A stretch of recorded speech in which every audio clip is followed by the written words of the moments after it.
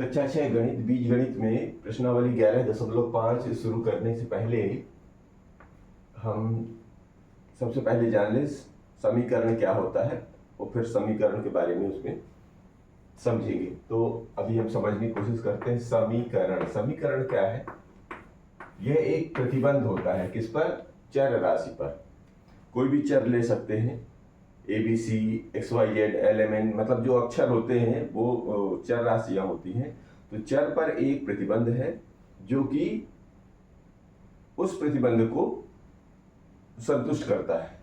अब इसमें क्या होता है कि इसमें दो पक्ष होते हैं, एक होता है बायां पक्ष और एक होता है दायां पक्ष। तो बायां पक्ष और दायां पक्ष ये क्या है? और ये दोनों समायोजित होते हैं बराबर के चिन्ह द्वारा। वो बायां दायां में क्या रहता है? इधर भी एक व्यंजक होता है और इधर भी एक व्यंजक होता है। ठीक है, दो पक्षों में दो व्यंजक बैठे रहेंगे, चाहे चर व्यंजक बैठे हो या चर या अचर व्यंजक बैठे हो, जैसे ही बैठे हो। पर समस्या समाधान ये है कि एक तो उसमें एक चर होना चाहिए और ये बराबर का चिन्ह, बराबर या समता इसे बोलते हैं, बराबर चिन्ह या समता का चिन्ह होना चाहिए। और दाहिने पक्ष में भी कुछ चर या अचर राशि होनी चाहिए।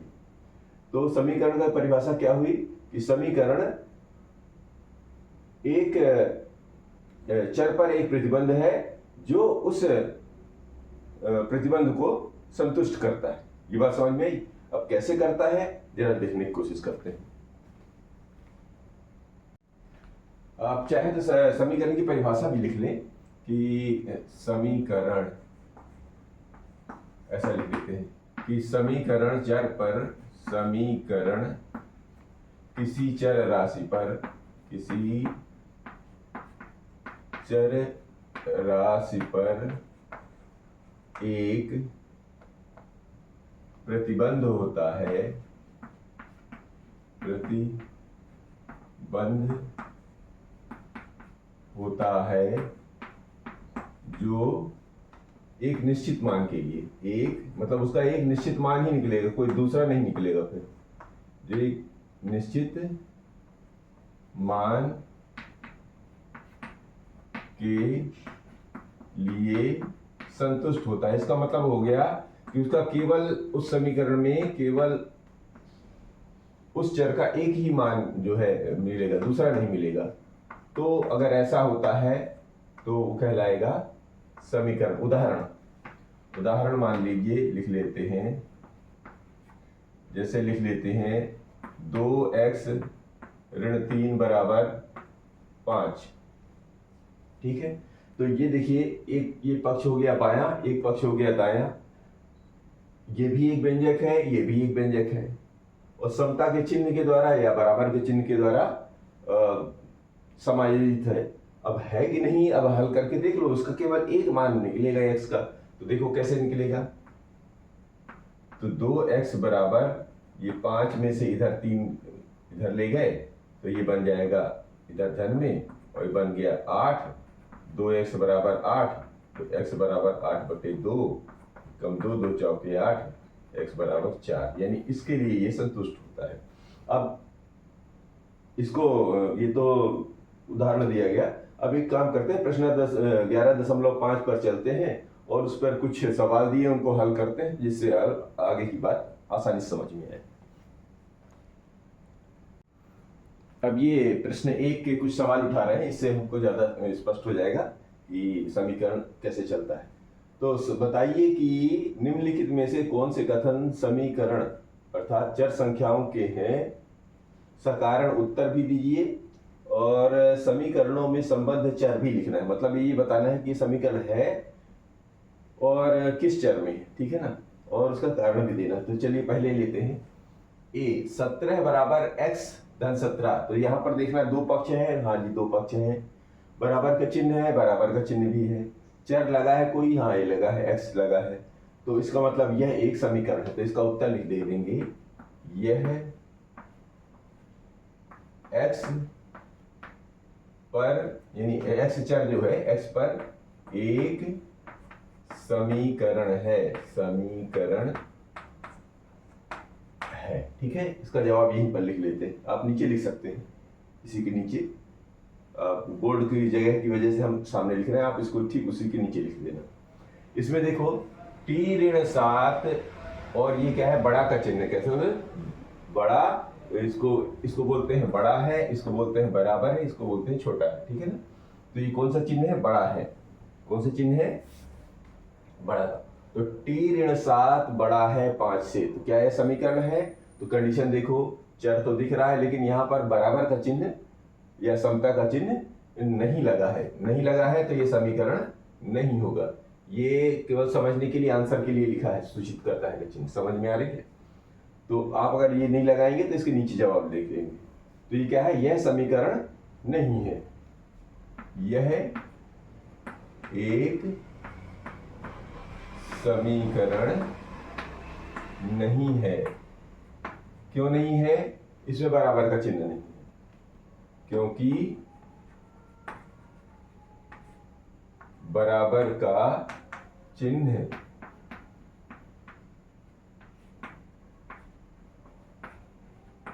नहीं है। ठीक है जी, बराबर या समता का चिन्ह नहीं है।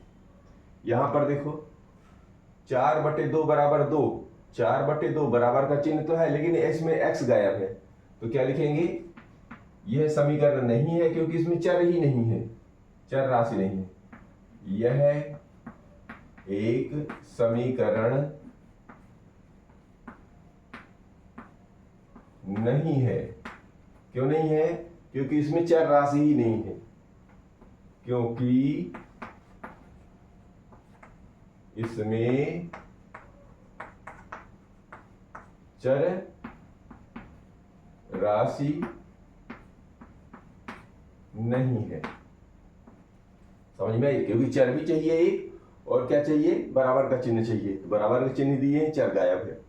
इसमें देखेंगे 7 × 13 ऋण 13 है, 7 × 3 ऋण 13 बराबर 8 है। बराबर का चिन्ह है, चर कहीं दिख रहा है, चर नहीं है, तो फिर यही जवाब हो जाएगा। क्यों कि यह समीकरण नहीं है क्योंकि इसमें चर राशि नहीं है, इसका सेम जवाब।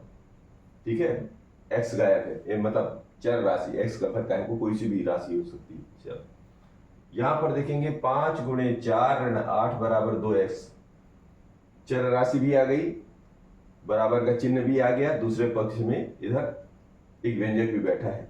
इसका मतलब ये हो गया कि यह एक चर राशि है, किस पर, x पर। तो इसका जवाब क्या बन गया, यह x पर एक समीकरण है। यह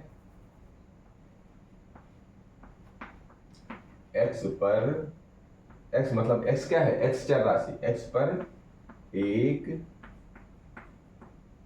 समीकरण है। यही तो बताना है, समीकरण संबंध, चर भी लिखना है, x पर एक समीकरण है। यहां पर देखेंगे x ऋण 2 बराबर 0, ठीक है, बराबर 0 के कोई फर्क नहीं पड़ता, बराबर का चिन्ह है, चर राशि है, ये भी है, और दोनों पक्ष हैं बायां और दायां, ये भी ठीक है। तो यह भी एक चर पर यह एक समीकरण है। यहां पर देखिए 2m छोटा है 30 से, देखो यहां पर बराबर का चिन्ह गायब हो गया, समता का चिन्ह गायब हो गया, चर तो है लेकिन समता का चिन्ह नहीं है, तो ये क्या है, यह क्या है, एक समीकरण नहीं है क्योंकि इसमें बराबर का चिन्ह नहीं है, ये वाला। यह एक समीकरण नहीं है क्योंकि इसमें इसका बराबर का चिन्ह नहीं है, बराबर का चिन्ह नहीं है। बराबर या समता एक शब्द है, तो उसका मतलब समता बने बराबर करना, तो इस पर नहीं है। चलिए इसके आगे के भी देते हैं। अब h से शुरू करते हैं। इस पे देखेंगे 2n-1 बराबर 11 है, तो इधर देखिए बराबर का चिन्ह है, कोई चर है, यहाँ पर n चर है, तो यहाँ पर लिखेंगे यह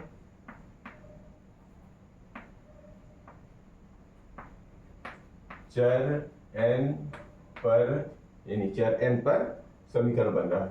एक समीकरण है। ठीक है, पिछले सवालों में भी चर शब्द लगा लेना। यहां पर देखेंगे 7 बराबर 11 गुणे 5 ऋण 12 गुणे 4। यहां पर देखो जी समता का चिन्ह है, बराबर का है। कोई चर नजर आ रहा है? नहीं नजर आ रहा है, तो चर बराबर नहीं, कोई चर नहीं है, तो यह समीकरण नहीं है क्योंकि इसमें कोई चर ही नहीं है। यह एक समीकरण नहीं है। क्यों? क्योंकि इसमें कोई चर नहीं है। क्या नहीं है? कोई चर नहीं है। जब कोई चर राशि नहीं है तो समता चिन्ह, वो समीकरण नहीं बनेगा। यहां पर देखेंगे 7 बराबर 11 गुणे 2 धन p। यहां पर क्या हुआ? यहां पर ये समीकरण है। क्यों? क्योंकि यहां पर चर भी है, बराबर का चिन्ह भी है और दोनों पक्ष भी हैं, दोनों चीजें सब चीजें लागू हो रही। तो यह है चर p पर एक समीकरण है, यानी जो p चर है उस पर एक समीकरण बन गया है। इसको देखिए 20 बराबर 5y। देखो जी दो पक्ष हैं, बराबर का चिन्ह ये भी है, एक चर भी है, तो इसका मतलब ये एक समीकरण है। किस पर? y पर। तो यह y पर एक समीकरण है। यह चर y पर एक समीकरण है। यहां पर देखिए 3q/2 छोटा है, यहां पर तो बराबर छोटा है 5 के, तो ये समता का चिन्ह गायब है, बराबर का चिन्ह। चर है लेकिन बराबर का चिन्ह गायब है, बराबर का चिन्ह गायब है तो ये समीकरण नहीं हुआ। कारण क्या है? यहां पर ये बराबर का चिन्ह गायब है, तो लिखेंगे यह समीकरण नहीं है क्योंकि इसमें बराबर का चिन्ह नहीं है। यह एक समीकरण नहीं है क्योंकि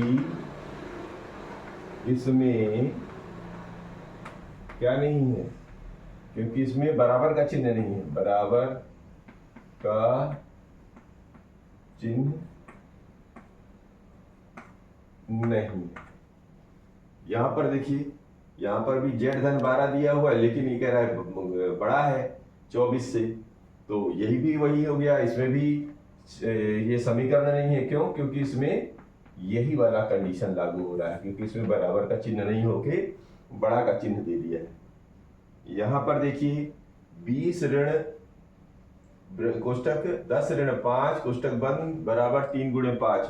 दो पक्ष दिख रहे हैं, बराबर का चिन्ह भी है, लेकिन चर गायब है।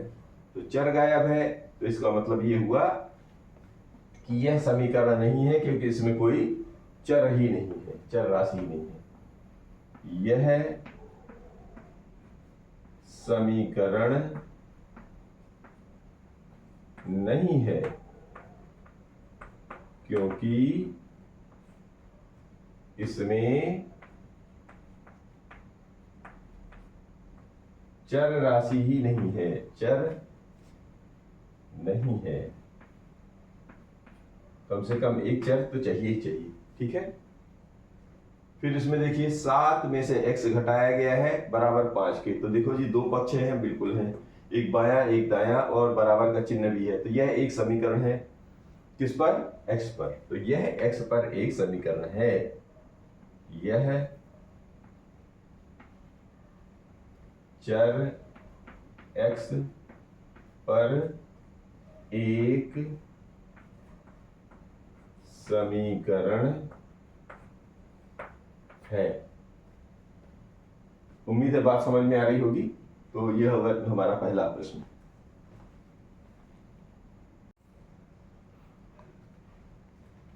तो इसी का दूसरा प्रश्न लेते हैं 11.5 का। ये कह रहे हैं सारणी के तीसरे स्तंभ में, यानी इसमें प्रविष्टियों को पूरा कीजिए, यानी ये 1 2 ये तो क्रम संख्या हो गई, ये तीसरे स्तंभ में करना है।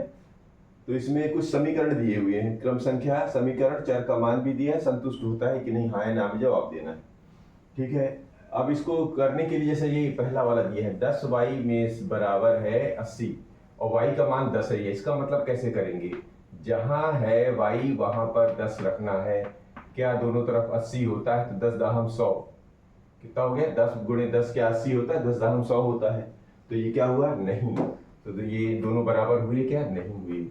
तो यहाँ पर लिखेंगे नहीं। क्यों नहीं हुए, क्योंकि 10 में 10 का गुणा 100 हो जाता है। फिर y बराबर 8 रख के देखिए, यहाँ पर देखिए, तो 10 गुणे ये हो जाएगा 8 बराबर 80, क्या है बराबर 10 8 80 बराबर 80। इसका मतलब ये प्रतिबंध संतुष्ट होता है, तो हम लिखेंगे हाँ। समझ पा रहे हैं, इससे समझ कर इससे ये पता चलता है, जो अभी हम लोग पढ़ रहे थे कि कोई भी समीकरण एक चर को ही संतुष्ट करेगा, है ना।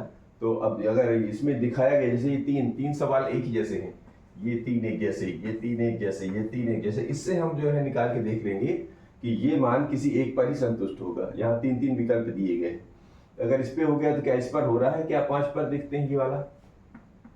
तो ये 10 जो है 5 लगाएंगे, क्या 80, 10 पने 50, क्या 80 है, ये नहीं हुआ। नहीं हुआ तो यहाँ पर लिखेंगे नहीं।